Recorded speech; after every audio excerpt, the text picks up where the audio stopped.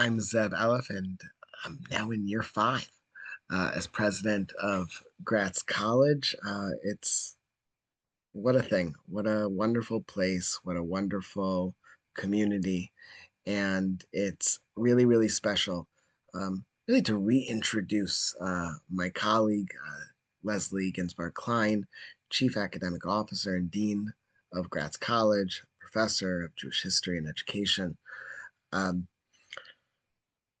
Leslie, I've known for a while, and so have you. Leslie has been an adjunct professor at Gratz through her leadership in her prior position as the academic head of WITS, Women's Institute of Torah in Baltimore, Maryland.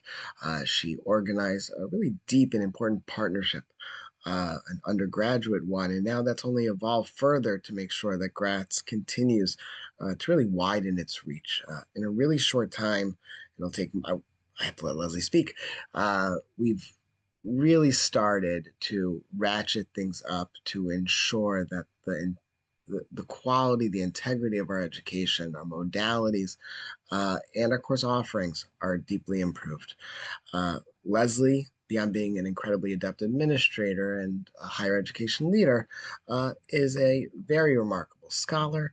A book from which I think this lecture is somewhat derived is shortly going to be published by Brandeis University Press. She's somebody who is able to negotiate the historical realms of gender studies, of American Jewish history, in a way that is both polite and incredibly creative. And so, enough from me. I'm really, it's a deep pleasure, Leslie, and to all of you to re-welcome Dr. Leslie Ginsparg Klein to Gratz College. Thank you. Thank you so much. It's an honor to be here. I want to start tonight by talking to you about an ad hoc experiment that I conducted in a course that I was teaching. The course was called Women in Jewish History and Culture, and I asked my students, 18 Orthodox Jewish women, to draw a picture of a Jew. And this is what they drew.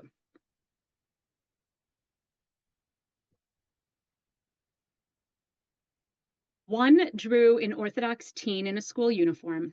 One drew a couple. 16 drew men. The perception of Orthodox Jew as male extends beyond the young women in my class and beyond the Orthodox world. If you would conduct a Google image search of Orthodox Jew, this is what you get. The male-female breakdown is pretty similar to my students' drawings. I was once a guest speaker at a course on Orthodox Judaism at a liberal arts college in Georgia. The course was called Men in Black. In my speech, where I was brought to talk about Orthodox women, I pointed out that the very title of the course marginalized women. And indeed, Orthodoxy has men in black, but also women. And those women are in color. And that experience inspired the title of this talk. Now, going back to my students, why did they draw men? You could suggest because women pass more easily. Men have a distinctive dress. Orthodox men are easier to identify, the yarmulke, the payas. There's a very regimented dress code. And women, even with all the strictures about modest dress, still have more freedom in choosing style, in following trends, in wearing colors. But there's another reason, and I believe that's because in Orthodox Judaism, and potentially in Judaism writ large, the normative experience is male. If you Google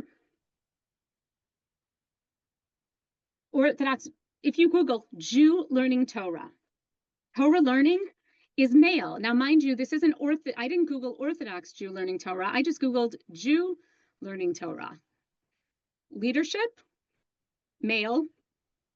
People doing mitzvos, Jew doing a mitzvah, holding a lulav on Sukkot, standing in prayer. They're typically male.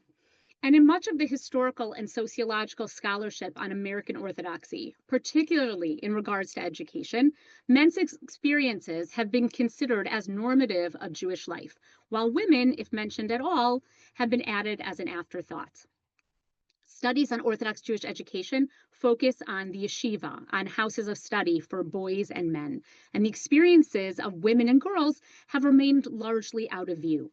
The implicit assumption is that what happens in the world of men explains the trajectory of Orthodoxy as a whole. But the silence on girls' education within the literature is particularly surprising given how central gender is within Orthodox life. Education for boys and girls has never been the same, not with regards to curriculum or purpose. And to assume that the experiences of girls mirrors that of boys, or to ignore it entirely, is to miss a vital part of the story. For the people of the book, education is the epicenter of religious life. It's the room where it happens. Schools serve as the primary sites of religious socialization and cultural formation. But what did that educational culture look like for girls and women who were historically marginalized from Torah study and remained largely excluded from Talmud study, which is the most prestigious domain of Jewish learning? What did religious culture look like for girls when public expressions of religiosity were normatively male? And what did leadership look like for women in a community where leadership was overwhelmingly male? Tonight, we're going to address these questions through the experiences of American Beis Yaakov girls. These were the same questions that Sarah Schneer, the founder of the first Beis Yaakov school in early 20th century Poland, asked herself. And her conclusion was stark. Women and girls had no Jewish education, no Jewish culture, no leadership, and no clear framework for living a Jewish life in the modern world. She established the Beis Yaakov movement to provide those missing elements: education, culture, leadership, and identity. And over a century later and across an ocean, Beis Yaakov continues to provide answers for Orthodox girls. Now, what is Beis Yaakov? The first Beis Yaakov school was founded in Krakow, Poland in 1917 by a poor, uneducated, unknown, divorced woman named Sarah Schneer. She was an unlikely candidate to found a successful social and educational movement for Jewish education for women. When Schneer founded Beis Yaakov, she helped change long-standing communal attitude and practice with regards to girls' education. For centuries in Eastern Europe, gender played a strong role in determining an Orthodox child's Jewish and secular education. Starting in the 16th century in Poland, the organized Jewish community instituted compulsory education for boys, and any boys aged 6 through 13. Orthodox parents provided their sons with formal Jewish education at cheters, which were small, often one-room religious primary schools, and yeshivas, institutions of higher learning. Jews considered educating boys to be an important communal responsibility, and if the parents could not provide the means, local community or philanthropic organizations took care of a boy's education. But the Orthodox community did not have a similar concern or sense of responsibility for a girl's Jewish education. For centuries, the traditional Jewish community had considered formal Jewish education for girls to be unnecessary, inappropriate, and even forbidden by Jewish law and custom. The source of the prohibition of teaching girls Torah was a statement in Tractate Sota. Quote, anyone who teaches his daughter Torah, it is as if he has taught her immoral frivolity. Some famous rabbis throughout the generations, such as Maimonides, considered this statement law. There were technical distinctions made between studying the Bible and the Talmud. Maimonides stated that teaching girls the oral Torah was outright, that's the Talmud, was outright forbidden, whereas teaching the Bible was highly discouraged but not prohibited. Regardless, in practicality, the overarching impression in early 20th century Poland remained that teaching girls Torah was forbidden. For most girls, Jewish education took place in the home. Anything a girl needed to know about Jewish practice or observance could be learned by observing mothers and other women. Some girls from wealthy families had private tutors who generally taught basic literacy in Yiddish and enough Hebrew to read a Siddur, prayer book. A small number attended cheters, where they again learned basic literacy. A few modern Jewish schools existed for girls, but these schools catered to the wealthy population, and their tuition was prohibitively expensive for most of the population. While girls received scant formal Jewish education, their marginalization with regards to Jewish studies led girls to obtain a far stronger secular education than their male counterparts. According to Jewish law, only a man had an obligation to study Torah. Consequently, bitul Torah, the prohibition against wasting time that could have been spent in Torah study, only applied to men. Women who did not have the legal requirement to study faced no such prohibition. So while it could be considered bitul Torah to teach a boy secular subjects, no such consideration existed in the education of women. On the contrary, Orthodox Jews considered it preferable that women spend their time acquiring secular skills, which they could later use to contribute to the household economy. The trend of women studying secular subjects increased in the middle of the 19th century when Jews entered state schools in great numbers. In 1869, the Austrian government, which controlled the Galicia area of Poland, including Schneer's hometown of Krakow, mandated compulsory education for elementary school-aged children. While significant numbers of Jewish boys and girls attended modern secular schools, a far greater number of Jewish girls than boys received this education. Many Orthodox parents who continue to send their sons to cheters and to yeshivas sent their daughters to Polish state schools. At times, community leaders even advocated sending girls to these schools in order to fill spots and reach government expectations for Jewish representation in the schools without having to send boys. At these schools, girls received a secular education, including the study of European languages and literature. Whereas sending girls to these schools might have started out as a luxury of sorts, by the 1920s, it was becoming more of a necessity.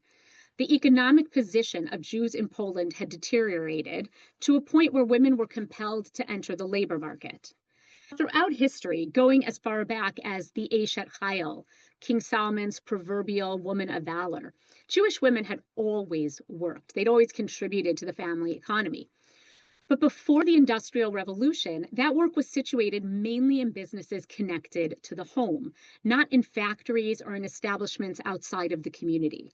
However, cultural beliefs were modified in accordance with economic necessity. With the community becoming increasingly poor, it no longer made sense to keep women, who are a large pool of labor, out of the labor market. And it was now an economic necessity to provide girls with a secular education that would offer both marketable vocational skills and Polish language skills.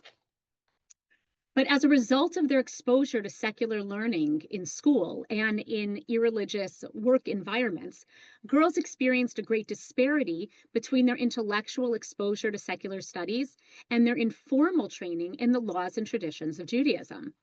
Studying secular subjects and being in secular schools introduced girls to a new and different set of values, which often led them to adopt changes in their lives that were incongruous with Orthodox Judaism and to leave their traditional communities.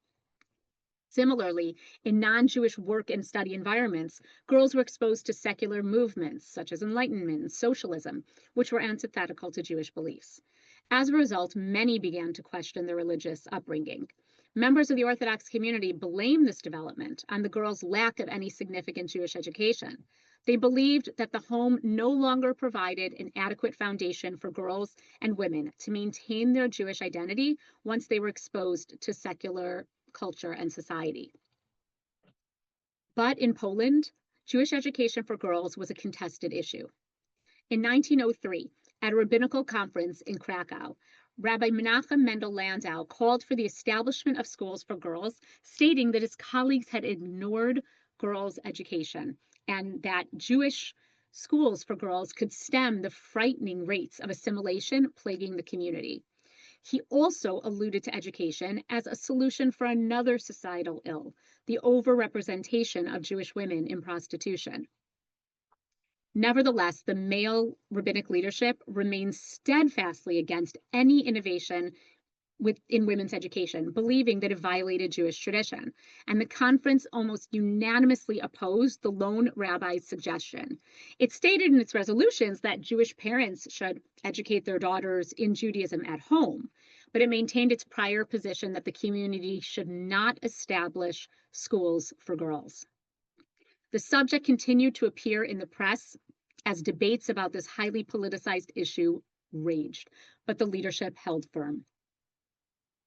But where rabbinic and communal leadership failed or remained apathetic, this unknown Polish woman proved astoundingly successful. Sarah Schneer was born in Krakow in 1883 to a Hasidic family. She attended state school until age 13, completing the years required by law. She wanted to continue and go on to high school, but her family's poverty precluded her from pursuing her education any further. Instead, she worked as a seamstress, continuing her education through reading the classical works of German and Polish writers and attending lectures at a local university. Schneer also actively pursued a Jewish education through independent self-study, as no opportunity for formal Jewish education existed. In 1917, with 25 elementary school-aged girls, most of them former customers of her seamstress business, Schneer opened the first Beis Yaakov school. It was an afternoon program for girls that attended state school to come after school. She initially housed the school in the room that used to be her workshop. Within a few months, she expanded to 40 and then 80 students. Word spread, and Orthodox Jews in other towns petitioned Schneer for help in starting their own schools. Schneer started a teacher training program to prepare older girls to staff the new schools. As the school started to take shape, the community recognized her accomplishments and became concerned with the school's survival. The local Agudath Israel of Krakow, an Orthodox social and political organization, pledged financial support in 1919, and in 1924, the National Agudath Israel adopted Beis Yaakov as one of its programs and pledged its resources, expanding the school system internationally. By 1937, Beis Yaakov had over 35,000 students in 248 schools. Beis Yaakov was not the first Jewish school for girls or the only Jewish school for girls. Where Beis Yaakov differed was that it was a mass movement. It was a movement for mass schooling. Other schools were for the wealthy, for the intellectual elite. The mission of Beis Yaakov included the idea that every Jewish girl should receive a Jewish education. No Jewish girl left behind.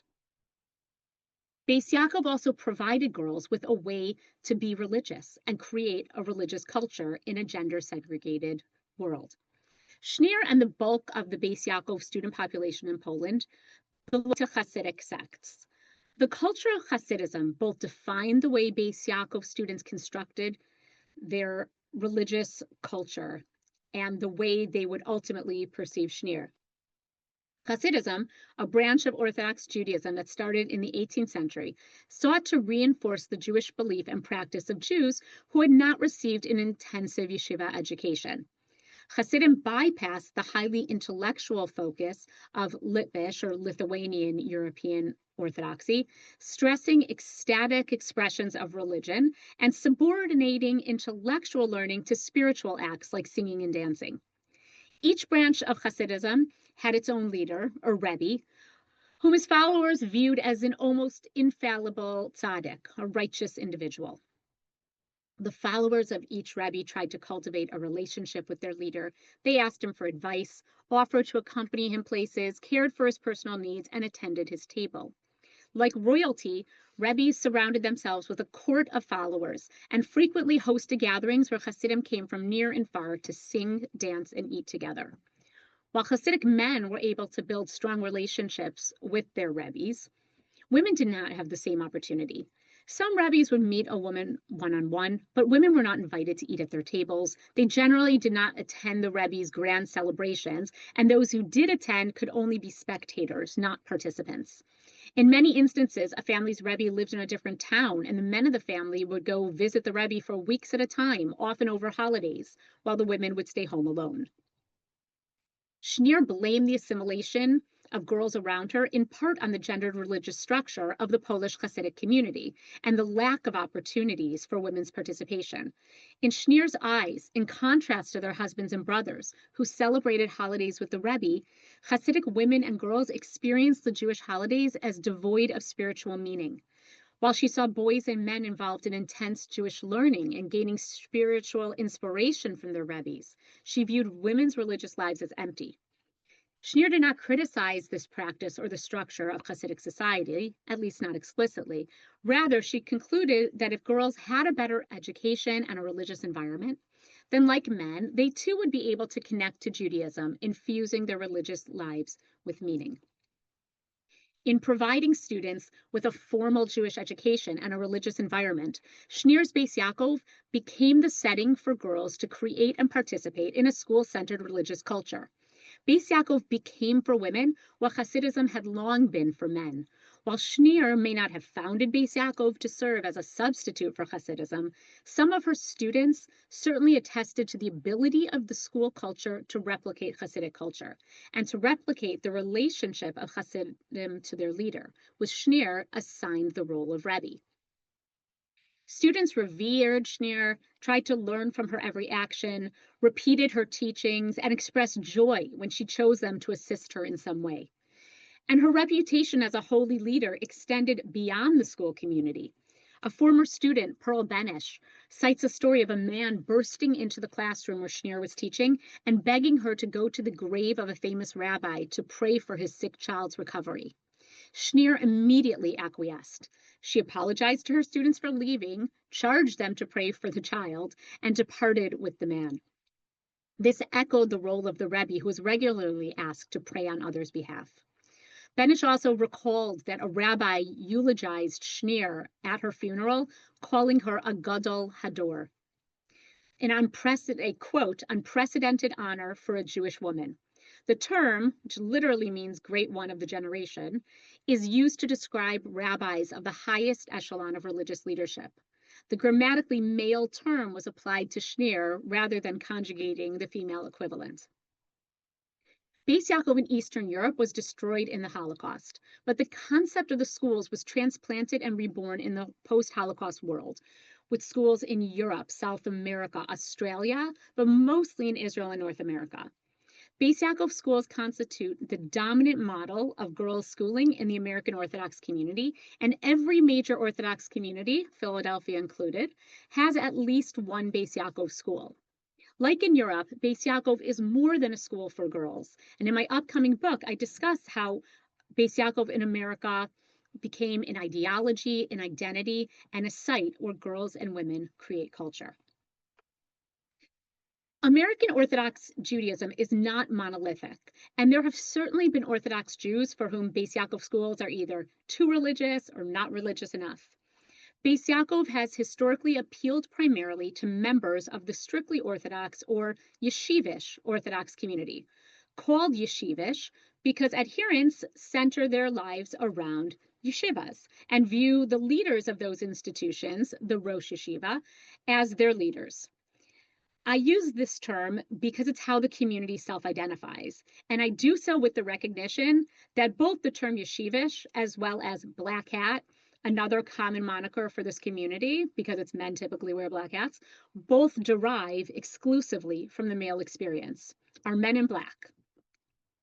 Yeshivish is a branch of Orthodox Judaism centered on Torah study and Torah observance, characterized by strict adherence to halacha, Jewish law, and a lifestyle that blends insular societal norms with selective engagement in the broader world.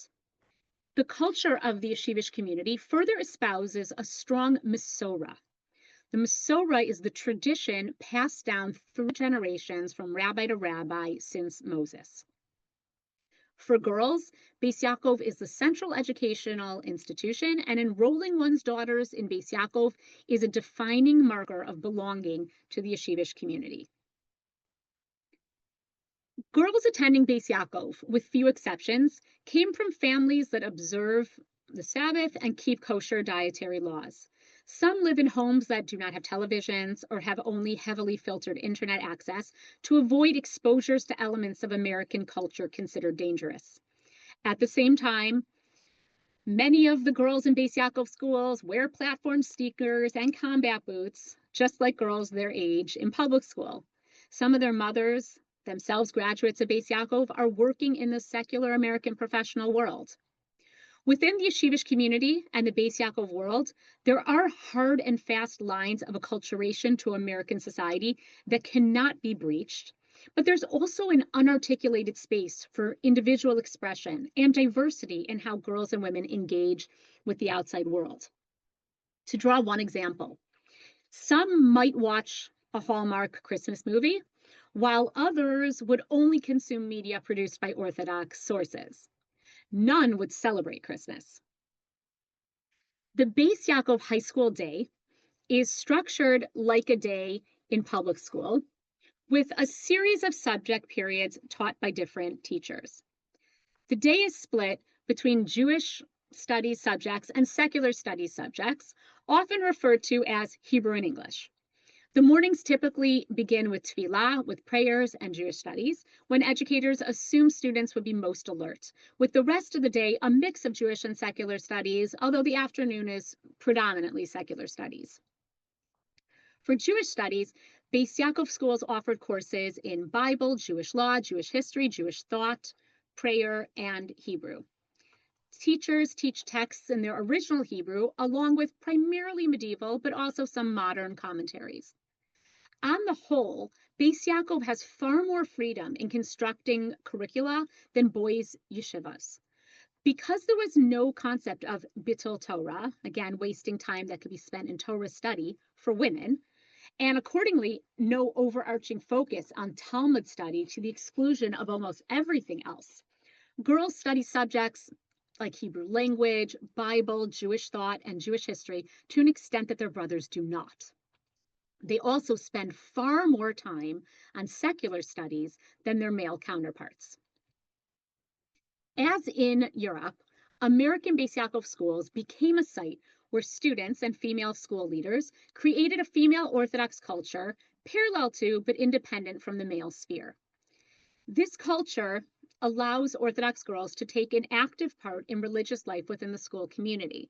For example, while yeshivish women are allowed no leadership role within synagogue services, at Beis Yaakov, students had the opportunity, to a small extent, to replicate male prayer services and lead prayers. Every morning, girls prayed together as a group, with one student serving as the chazanis, female cantor, and leading the prayers. And girls were celebrated for doing so. In the activities pages of Beis Yaakov school yearbooks in the 60s and 70s, pictures of the chazanios, which female cantors plural, appear alongside other club pictures. School leaders did not institute female prayer groups for ideological or feminist reasons. Rather, they arose out of the reality that Beis Yaakov schools had an exclusively female environment. Beis Yaakov schools also gave students access to a knowledge of Jewish studies and texts. By opening women up to intensive Jewish study, Beis Yaakov served to empower women in their own observance and in their connection to their religion. With their newfound Jewish learning skills and knowledge, they would be less dependent on their parents or other male family members to guide them religiously. The most striking element of the religious culture in American Beis Yaakov schools was the creation of a parallel women's version of the Masorah, the religious legacy that is traditionally all male, tracing back to Moses. In this female-centric iteration, women link themselves to the past via Sarah Schneer. The person most responsible for creating and perpetuating this legacy was Rebbetzin Vichna Kaplan, who was a student of Beis Yaakov in Europe, and she moved to America, where she founded the first Beis Yaakov high school and seminary in Brooklyn, New York. Like the religious culture in Europe, this culture helped provide girls with a personal connection to Orthodoxy and imbued school leaders with the legitimacy that allowed them to influence students. Kaplan and many of the teachers in the early decades of her school were former students of Schneer in Poland, and they linked themselves and their students to a female Masorah through her. Kaplan and her colleagues urged students to emulate Schneer and other righteous women of past eras, in the same way yeshivas urged boys to emulate past rabbis and biblical heroes. In her 1975 message to graduates in the yearbook, Kaplan stated, quote, "The Torah tells us to constantly look up to the ways of our elders so that they should guide us in our way of life.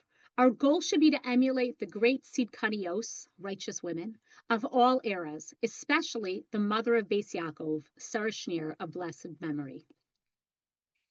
Kaplan specifically told students to emulate women from the Jewish past, gaining inspiration from women in the same way boys looked to past men. Where boys drew connection to Judaism from their rabbis, girls had their Rebbitzins and their Beis Yaakov teachers, the European students of Schneer. And in the same way, being the student of a great rabbi constituted a source of prestige in the yeshiva world, being a student of Sarah Schneer and later Kaplan became a source of prestige in the Beis Yaakov world. This desire to connect to a female Masorah through Sarah Schneer has grown over time. In 2010, at Beis Yaakov of Baltimore, sixth grade students commemorated their bat mitzvah by performing a musical play for an all-female audience of hundreds of mothers, sisters, and friends. Each scene of the show, called A Link in the Chain, focused on a different woman who represented a link in the chain of Jewish tradition. The women featured were Sarah, Rebecca, Rachel, and Leah, the biblical matriarchs; Shiphrah and Puah, the righteous midwives from the beginning of the book of Exodus; Hannah, the mother of the prophet Samuel; Queen Esther; and finally, Sarah Schneer. 8 biblical heroines and Sarah Schneer. The script, written by a female teacher, herself a Beis Yaakov graduate, presented Schneer as the link between the women of the Bible and today. For the Masorah and the movement to continue, there needed to be the next person in the chain. The next link became Rebbitzin Kaplan, who in the eyes of her students was their generation's equivalent of Schneer. Just as Schneer became like a Rebbe, Kaplan became like a Rosh Yeshiva, the head of a yeshiva, the American yeshivish community's paramount leader. And the role fit Kaplan, who, like the bulk of American students, were not Hasidic, but rather firmly ensconced in the Lithuanian-style yeshivish world. An alumna of Kaplan's school described her relationship with Kaplan in a way that epitomized this idea. She likened Kaplan after her death, like Schneer was previously eulogized, to one of the great leaders of the generation.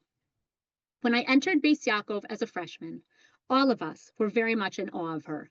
Going into her office, we felt as if we were approaching one of the Gedolei Hador. You wouldn't talk nonsense around her because you knew you were standing in the presence of someone great.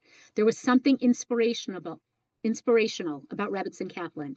You definitely felt like she was the next link after Sarah Schneer. So like Schneer before her, Kaplan students considered her to be a religious leader, comparable to the male rabbinic authorities. They continued to link her, and through her themselves, to a female tradition going back to Schneer and the righteous women of generations past. In a song written by a Beis Yaakov teacher, Kaplan is said to be reciting in Beis Yaakov Shel Mala, in Beis Yaakov in the heavenly realm, a play on the concept of the temple in Jerusalem having a physical location on earth and a spiritual parallel in the heavens. In this song, Beis Yaakov has earned itself a spiritual location in the heavens, where Kaplan, quote, shines amongst the very great. Here, students and teachers borrowed from the language of traditional normatively male Orthodox culture and applied it to Beis Yaakov. The Talmud states that as women do not have a commandment to study Torah, they earn merit in the world to come through encouraging and enabling men to learn Torah. Here, Kaplan receives her merit for her own actions and efforts on behalf of Beis Yaakov, for enabling girls to learn. The song borrows from traditional culture, but in applying it to Beis Yaakov, subverts the traditional application. While there were these similarities between Beis Yaakov and yeshiva culture, one major difference between the yeshiva and Beis Yaakov was in extracurricular activities. Beis Yaakov schools had active student councils that planned activities and religious programming throughout the year. They had major dramatic productions where they produced Jewish-themed plays, and Jewish arts programming permeated the entire school year. But there was no parallel formal extracurricular programming in boys' high schools in the yeshivish community. Those schools have long academic days with hours devoted to Talmud learning, along with some time devoted to secular study. With, again, the prohibition against Bitul Torah and the paramount importance of Talmud study, there is little value attributed to extracurricular or any arts programming for boys. And as with secular learning, opportunities for artistic expression existed much more for Beis Yaakov students than for their male counterparts. And they were formative experiences for girls. One student reported about her extracurricular activities, quote, "Those are the most formative circumstances I had, and the parts of school I remember the most. Those extracurriculars really made me a capable woman. And that is part of being a Jewish woman. Like when you say, Eshes Chayil, woman of valor, we're not talking about these little wallflowers." Indeed, the extracurricular activities at Beis Yaakov schools provided myriad opportunities for girls to be culture creators and leaders, roles mainly unavailable to them outside of their school community. Both purposes of this Beis Yaakov culture, creating a place for religious expression and providing legitimacy, could clearly be seen at major commemorative events held in 2005 and 2015 on the occasion of Sarah Schneer's 70th and 80th Yortzeit, the anniversary of her death. What's particularly fascinating of the 70th Yortzeit event in 2005 is that it took place a few months after the Daf Yomi Siyum Hashas. Many Orthodox men and women, but in the yeshivish community, men, take part in a program called Daf Yomi, learning one page of Talmud a day. Orthodox synagogues typically hold a Daf Yomi, typically hold daily Daf Yomi classes, and every 7.5 years, the program completes the entire Talmud and holds a celebration, or siyum, commemorating the event. As the program has gained popularity and American Orthodoxy has heightened its media savvy and confidence within American society, these celebrations have become increasingly grand. The March 2005 Siyum Hashas packed both Madison Square Garden in New York City and the Continental Arena in New Jersey. Major rabbinic leaders spoke, and the two stadiums were linked via satellite hookup to each other and to sites in Orthodox communities across North America. The event was an inspirational rally designed for participants to take pride in and increase their devotion to Torah learning and religious observance. And while women could attend, they sat in the uppermost levels as spectators, not as participants. The 70th Yortzeit commemoration took place a few weeks later, and there were abundant parallels between the two events. The Beis Yaakov event, also held in the Continental Arena, likewise celebrated an educational movement. It similarly had the feel of an inspirational rally designed for female participants to feel proud about attending a Beis Yaakov school and to increase their religious commitments. Here, framed by the motivational speakers as continuing Sarah Schneer's legacy and using her as a guiding force in their lives. And in addition to the 14,000 girls and women who attended in person, like the Siyum Hashas, there were satellite hookups to Beis Yaakov schools across North America. This was the female version of the Daf Yomi Siyum. Rebbitzin Frumi Kaplan Kerzner, who succeeded her mother, Vichna Kaplan, as a keynote speaker at these events, described all the attendants as daughters of Mother Sarah Schneer, sisters to each other, and future mothers and teachers responsible for preserving the Beis Yaakov family legacy. Kerzner delivered a similar message 10 years later at the 80th Yortzeit commemoration. Quote, "Every one of you is the fulfillment of Sarah Schneer's dream. With that, we carry a tremendous responsibility. You are the trustees of the Mesorah. You are the torchbearers of the Beis Yaakov message, Sarah Schneer's message. Klal Yisrael's, the Jewish people's, hopes are pinned on you, and we know you will not let Klal Yisrael down." Kerzner's message stressed the concept of legacy and its implication for girls' and women's lives. They are the idealistic fulfillment of a dream and the links in a chain, a privilege that comes with great responsibility and a strong expectation to be ever more committed to Orthodox values and observance. The differences between these events and the Siyum Hashas illuminate the goals of the Beis Yaakov legacy. Here, the speakers were predominantly female, and women occupied the choice seating locations. This implied that girls, too, could have their major inspirational rallies, the celebrations of their Jewish identities as Beis Yaakov girls. The legacy served to instill pride and a feeling of belonging that would lead girls to feel invested in the yeshivish community, and it encouraged girls to take part in their own female Beis Yaakov culture and emphasized that their religious expressions and conduct had impact and importance. Both the 70th Yortzeit commemoration and the 80th Yortzeit commemoration, which took place at the Barclays Center in Brooklyn, attested to this female-centric Masorah. At the 70th, the event began with a dais on the stage populated with prominent rabbis, there to lend legitimacy to the event. After a few of them spoke, they cleared off the stage and were replaced with a dais of former students of Sarah Schneer, the real guests of honor at the event. Similarly, the 80th commemoration began with speeches from prominent male rabbis.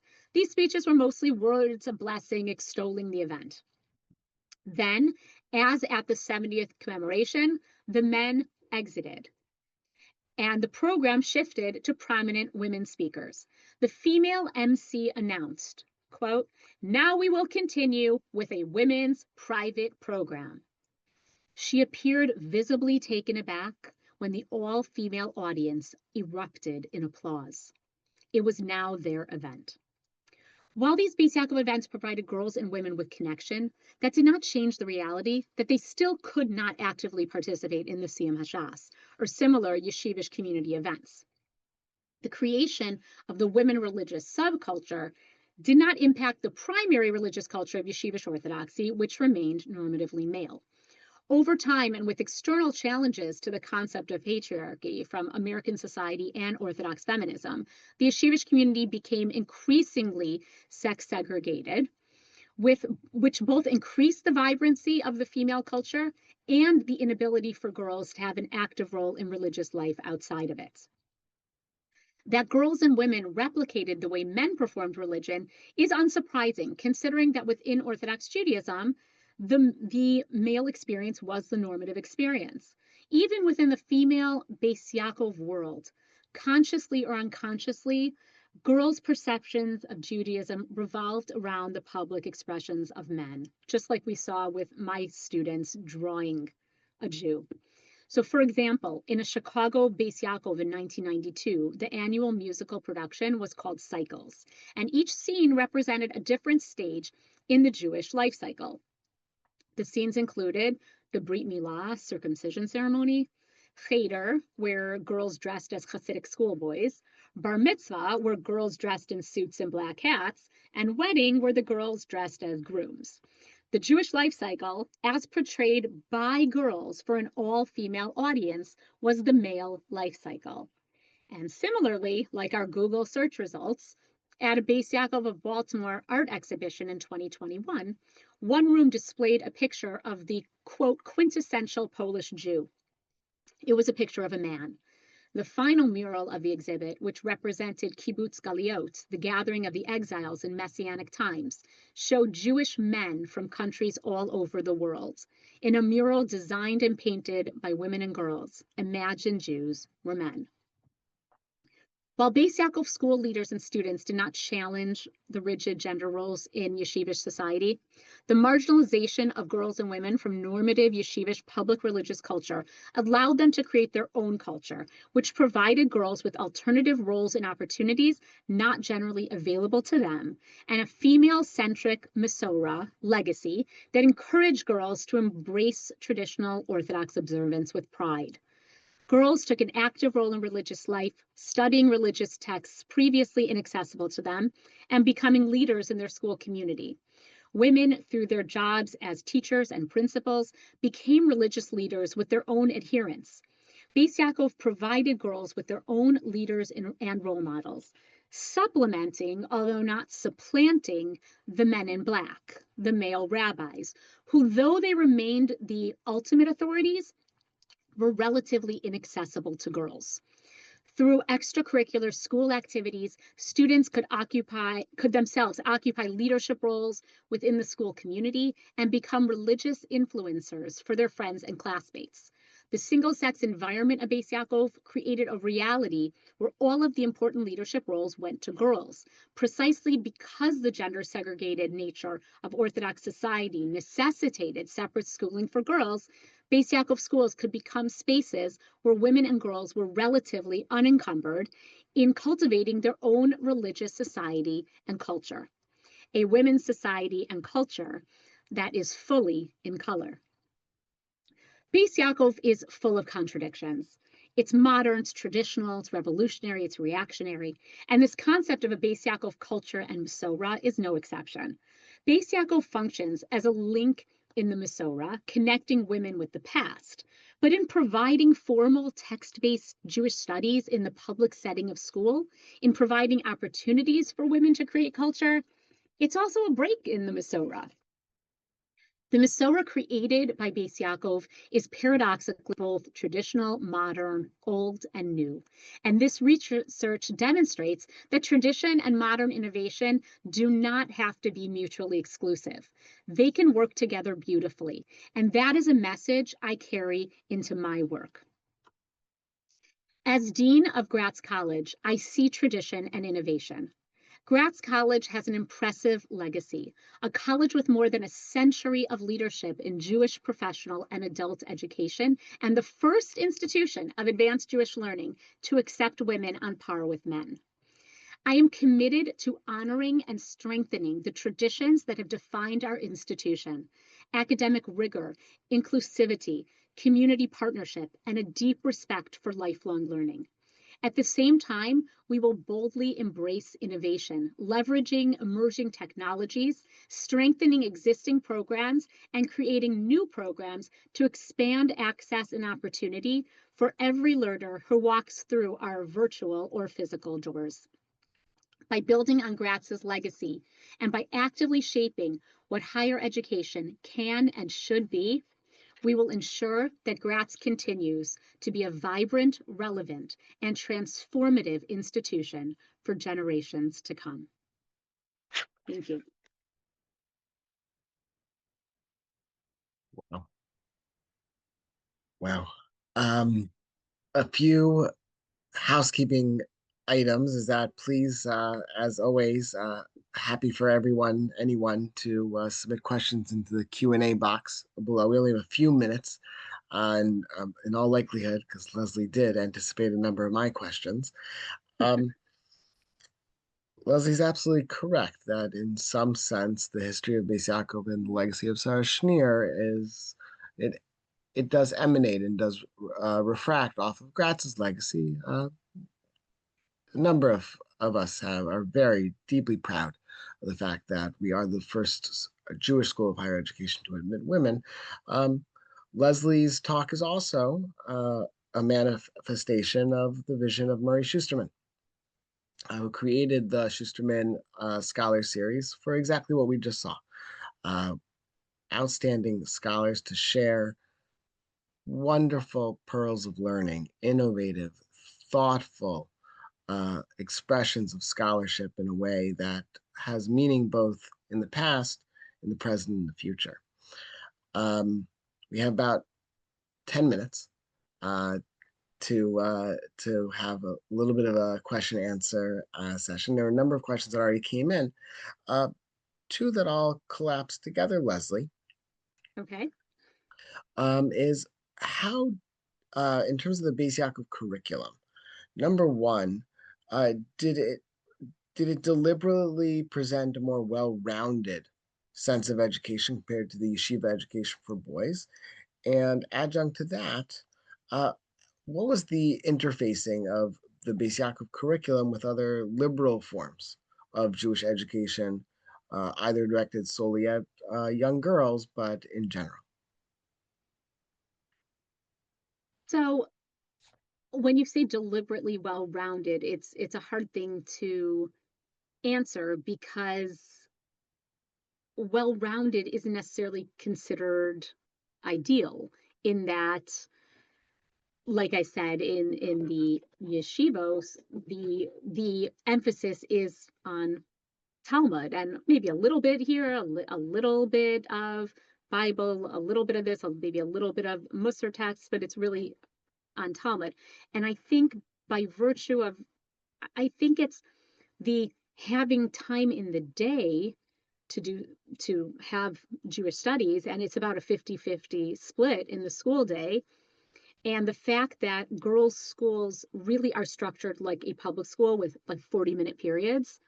So I think that it's given administrators the freedom to think about, like, hey, we have 4 periods a day. What do we want to teach?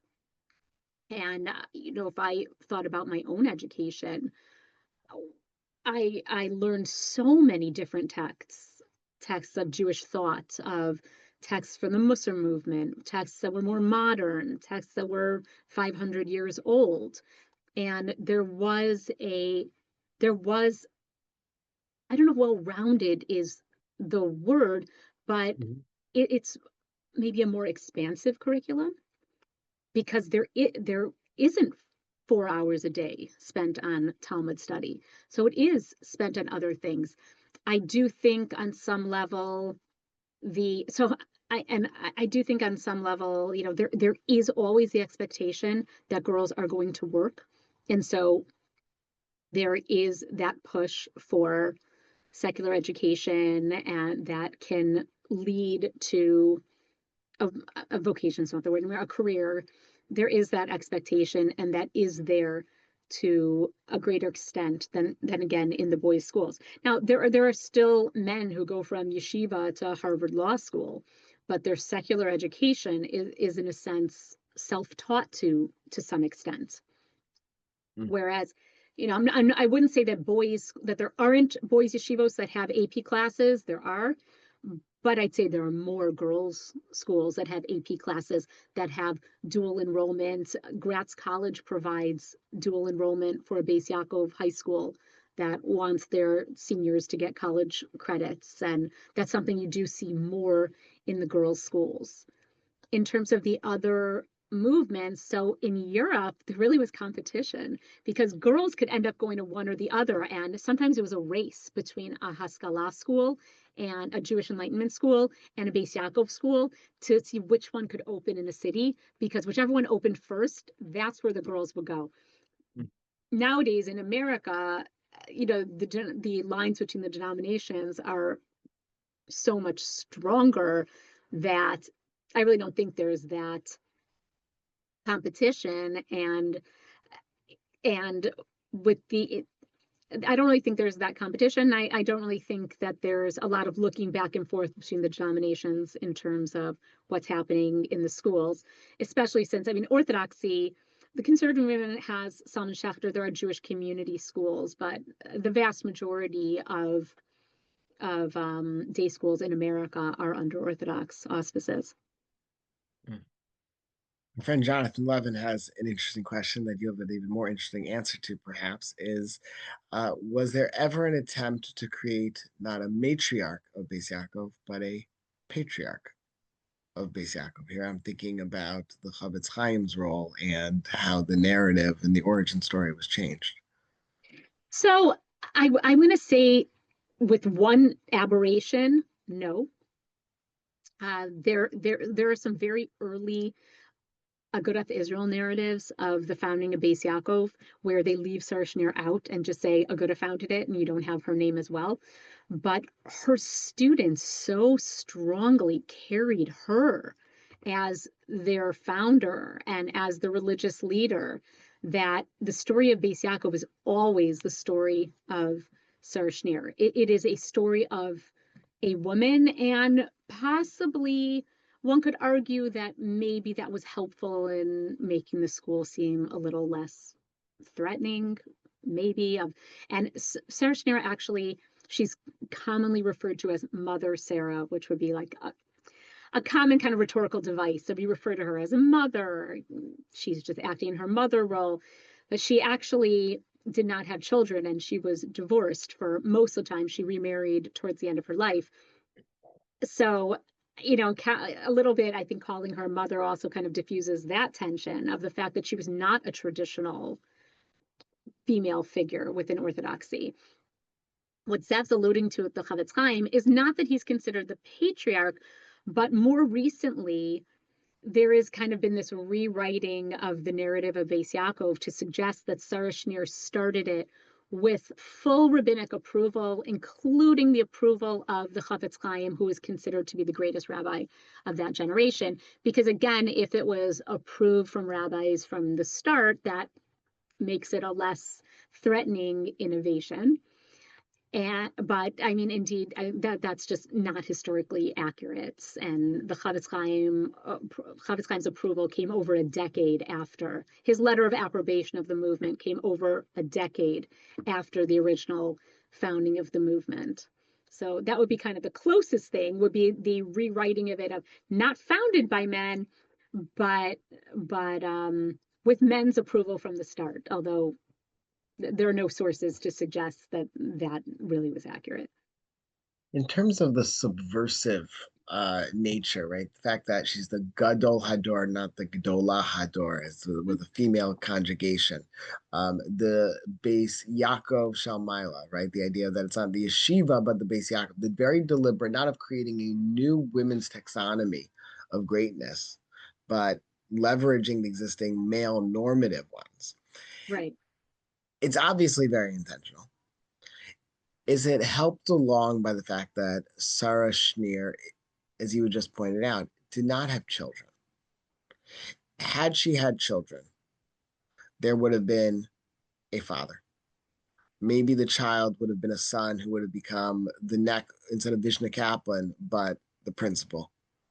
The fact that her genealogy ended, did that, I suspect, just listening to you speak about it, I'm floored by it, is that